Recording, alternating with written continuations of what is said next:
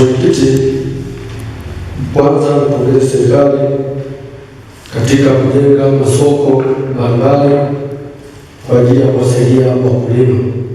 Mheshimiwa Mwenyekiti, zao la viazi, serikali ilianza jitihada za kusudi katika kujenga soko la viazi kwenye kata ya Isogole, kijiji cha Mbewani, na eneo lishatengwa, serikali kuja kupima.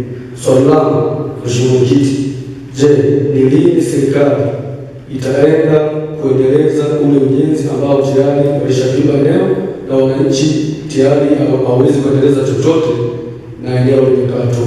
Mheshimiwa Mwenyekiti, asante. Maendeleo ndani ya kata yako.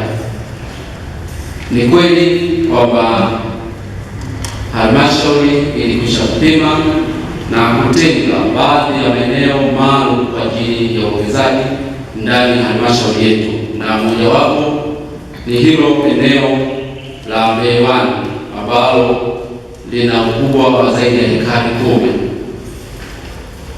Sisi kama halmashauri tayari tulishaanza kufanya hatua za awali.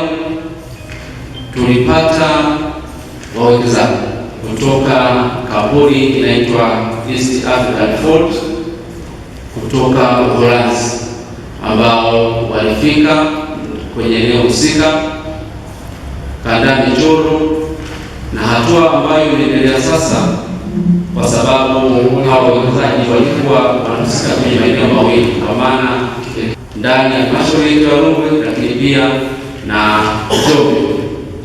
Kwa hatua ambayo imefikiwa mpaka sasa ni kwamba tayari michoro ilikwisha andaliwa na wako kwenye hatua za kutangaza ili kuweza kupata mkandarasi atakayeweza kusimamia ujenzi wa hilo soko sasa.